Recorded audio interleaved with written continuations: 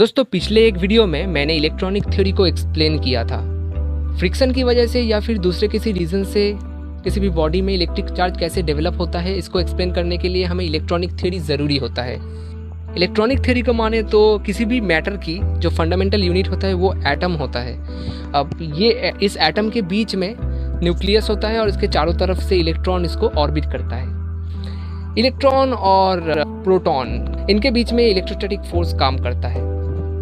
अब हर एक एटम में ये इलेक्ट्रोस्टैटिक फोर्स अलग अलग हो सकता है और न्यूक्लियस से जितने दूरी में इलेक्ट्रॉन ऑर्बिट करेगा उस हिसाब से इस इलेक्ट्रोस्टैटिक फोर्स की वैल्यू कम भी हो सकता है और ज़्यादा भी हो सकता है। तो कुछ मटेरियल्स होते हैं जिनके एटम में इलेक्ट्रॉन न्यूक्लियस से ज़्यादा फोर्स के साथ बाइंडेड रहता है बजाय दूसरे किसी एटम की। अगर ऐसे ही दो अलग अलग मटेरियल के बीच में फ्रिक्शन होता है तो उसी मटेरियल से इलेक्ट्रॉन बाहर निकलेगा जिस मटेरियल में जो एटम है उनकी न्यूक्लियस और इलेक्ट्रॉन में जो इलेक्ट्रोस्टैटिक फोर्स है वो कम है। जैसे मान लीजिए कि एक ग्लास के रॉड को लेके हम एक सिल्क के साथ उसको घिसते हैं तो क्या होगा यहाँ पे बेसिकली यही होगा कि उस ग्लास के रॉड में जो एटम्स है वो बेसिकली इलेक्ट्रॉन को बाहर निकाल देंगे, यानी कि इलेक्ट्रॉन उस ग्लास के रॉड से बाहर निकल जाएगा और वो बाहर निकल के सिल्क में चला जाएगा।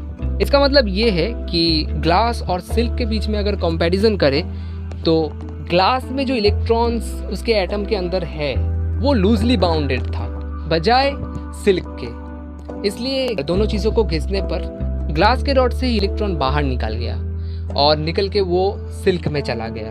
अब किस बॉडी को किस बॉडी से घिसने पर उसमें पॉजिटिव चार्ज डेवलप होगा या फिर नेगेटिव चार्ज डेवलप होगा, ये एक रिलेटिव मैटर है। इसको ही जानने के लिए एक सीरीज का यूज़ किया जाता है जिसे कहते हैं इलेक्ट्रोस्टैटिक सीरीज। इस सीरीज में ऐसे बहुत सारे मटेरियल्स को दिया हुआ होता है एक ऑर्डर में, जिस ऑर्डर में अगर देखें तो सबसे ऊपर जो मटेरियल्स होते हैं उनमें ये टेंडेंसी होता है कि वो इलेक्ट्रॉन को ज़्यादा बाहर छोड़ सकता है, यानी कि उसमें इलेक्ट्रॉन्स लूजली बाउंडेड होता है। जैसे इस केस में हुआ कि ग्लास के रॉड को और उसके साथ सिल्क को हमने घिसा तो क्या हुआ, ग्लास इस सीरीज की ऊपर की तरफ है, यानी कि उसका जो इलेक्ट्रॉन्स है वो लूजली बाउंडेड है बजाय सिल्क के। इसलिए यही टेंडेंसी होगा कि अगर ग्लास और सिल्क के बीच में फ्रिक्शन होगा तो ग्लास में ही पॉजिटिव चार्ज डेवलप होगा और सिल्क में होगा नेगेटिव चार्ज डेवलप। तो इलेक्ट्रॉनिक थ्योरी हमें एक बहुत ही इम्पोर्टेंट लॉ की तरफ इशारा करता है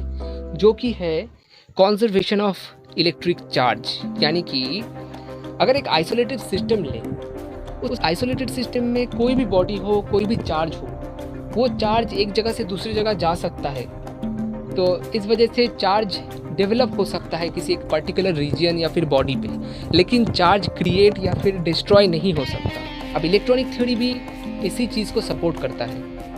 इलेक्ट्रॉनिक थ्योरी से भी हमें पता चलता है कि एक बॉडी जिसकी इलेक्ट्रॉन्स लूजली बाउंडेड है उससे जो इलेक्ट्रॉन्स निकल जाता है वो इलेक्ट्रॉन्स दूसरे बॉडी में चला जाता है। इस वजह से जिस बॉडी ने इलेक्ट्रॉन लूज किया उसमें पॉजिटिव चार्ज डेवलप होता है और जिस बॉडी में इलेक्ट्रॉन्स चला गया उस बॉडी में नेगेटिव चार्ज डेवलप होता है। तो फ्रिक्शन की वजह से कैसे चार्ज डेवलप होता है इसको ये इलेक्ट्रॉनिक थ्योरी बहुत ही अच्छे से समझाता है और उसके साथ साथ ये principal of conservation of electric charge को भी मायने रखता है। और एक बहुत ही इंटरेस्टिंग फैक्ट अगर मैं आपको बताऊं तो इलेक्ट्रॉन या फिर प्रोटॉन जैसे पार्टिकल आविष्कार होने से बहुत पहले ही principle of conservation of electric charge हमें पता था। आज तक भी इसका कोई एक्सेप्शन हमें देखने को नहीं मिला है। तो दोस्तों आज का वीडियो यही तक। आपको ये वीडियो कैसा लगा है ये हमें कमेंट सेक्शन में ज़रूर लिख के बताइए। अगर ये वीडियो पसंद आए तो इसे लाइक कीजिए और अपने दोस्तों के साथ इस वीडियो को शेयर कर लीजिए और ऐसे ही वीडियोस देखने के लिए आप इस चैनल को सब्सक्राइब कर लीजिए। तो मिलते हैं ऐसे ही किसी इंटरेस्टिंग वीडियो में। Good bye.